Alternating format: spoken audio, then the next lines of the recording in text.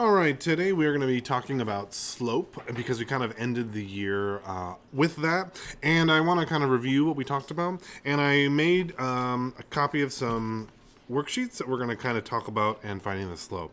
What I want to do is I'm just going to do number 1 on each page. If you feel like you already know how to do them, then go ahead and work on your own. But if you get to a page where you're confused and you don't know how to do it, check the video first before you ask me, and then if you're still confused, then of course ask me or any of the other adults in the room.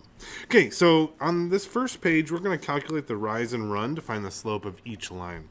Remember that slope is rise over run. So this is pretty easy. All we're going to do is look at the 2 points that they've already given us, which is really convenient.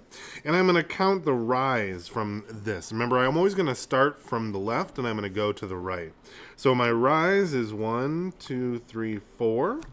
And if I draw that out, make my little triangle, I'm going to have 4 on my rise. And then my run going to the right is 2. So my slope is 4 over 2, but I do need to simplify that, and I can see that 4 divided by 2 is 2. So my slope in this case is going to be 2, and I can check a slope of 2 is going to be much steeper than a slope of 1. Remember, a slope of 1 kind of always looks like this. It kind of goes exactly between the whole thing. -1, I know it's going to be going down. And a slope of 2 is going to be steeper. Slope of 4 would be even steeper. And a slope of 100 would be really steep. Let's go and look at the next page. These are a little bit harder on the website. It said they were the level 2 difficulty, so good luck. But we're going to pretty much do the same thing. Unless I accidentally did the same page twice. Oh my god. I did. That's okay. Then just skip the second page because it's exactly the same thing as the first page. Going on to the third page then.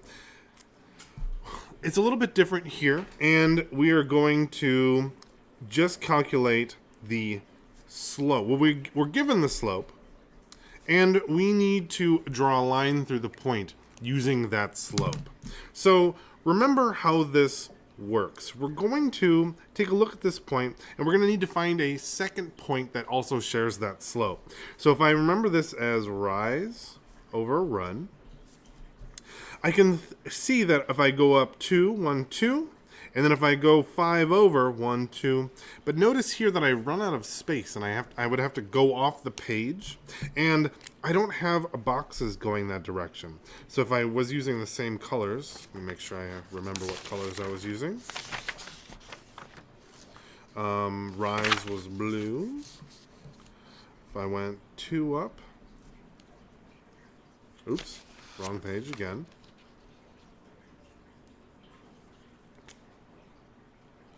If I went 2 up, I would have to go 5 over. 1, 2, 3, 4, 5. But I don't know exactly where that is, so it's not very accurate. However, I can go the opposite direction with my slope as well. So instead of going a rise up 2, I can just reverse the whole thing and go down 2, and then 5 the other direction.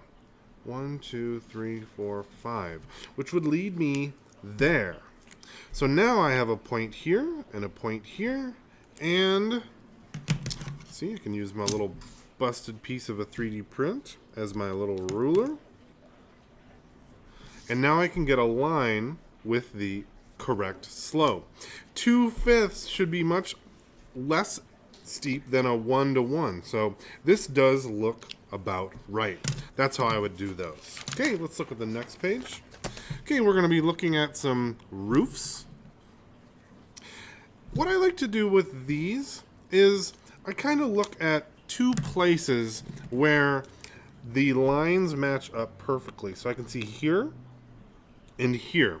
The little points and my line are really easy for me to see. So all I'm going to do is I'm going to count my rise and my run. I've got 1, 2, 3, 4, and my run is 1, 2, 3, 4, 5. So my slope here is going to be, 4 over 5. And in this case, that is simplified. I wrote a 4, and I meant to write a 5.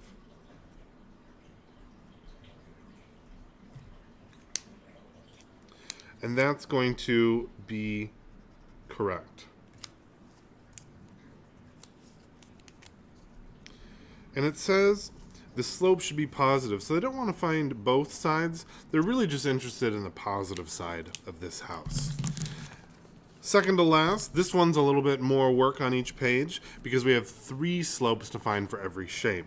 So I'm only going to do a couple on this one, but let's take a look. We're going to find the slope of AB. Okay, so we're going to do our rise over run. We're definitely going down, slope of AB. So in this case, I think if we're going to start here, we're going to go backwards. Even though normally we would go this direction, in this case, we're actually going to follow the direction of the line. So I'm going to count my rise first because we always do rise over run. 1, 2, 3, 4, 5, 6, 7. And it was negative. So that means, I'm using the wrong color. I'm going to have negative 7 over, and notice this is also negative. So I'm going to have negative 7 over negative 1. And if I'm going to simplify that, it's going to give me 7. And if I go from here to here, that is a very steep slope. But I said I was going from A to B, which would be this direction. I think in this case, we're going to just treat each line as how it's supposed to be. I'm a little curious what they say for their answer key, and let me check on that really quick, what they put. So they also put 7 like I did. So don't necessarily look at the name of the line. Think of it like it's a line how you would typically and normally. Okay, let's look at the slope of BC. So I'm going to be looking at this line. Okay, our rise in this case, we're going to be negative 2. And our run, 1, 2, 3, 4,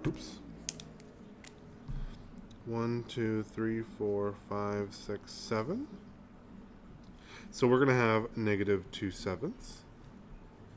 And our slope of CA, we are first going to talk about our rise, 1, 2, 3, 4, 5,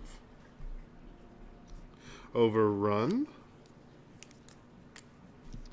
1, 2, 3, 4, 5, 6, 7, 8, with an answer of 5/8.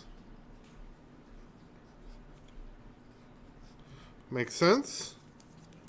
And lastly, we're going to use that weird 2-point formula. Now notice on this page, they don't even give us the picture, which is kind of the point. If you're going to use this formula, typically you're not going to be able to see it. You have to just use the points without doing it. I could take this, build a little graph and graph them and count, but it's much easier if I just use this formula that I'm doing. And I recommend using this space right here to kind of write out your formula and solve it.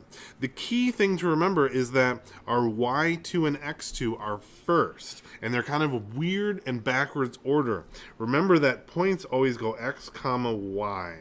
Okay, so here, if I'm going to use this formula, we're going to write m equals y2 minus y1 over x2 minus x1. Now, you don't have to write it every time, but I like to because it's my habit. Okay, my y2 is going to be this number. So my 6 minus y1, which is this number, over x2, which is this number, minus x1, which is this number. Notice that I grabbed this negative 4 and put it in, and I kept the minus in there because the minus was part of the formula. Now I can say 6 minus 2 is 4. 5 minus negative 4 is really 5 plus 4, which would be 9. So the slope between these 2 points is 4 over 9. And let me check my work and make sure that I did that right.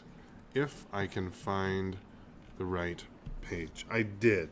And this is how we're going to do this for all of these problems instead of drawing them out.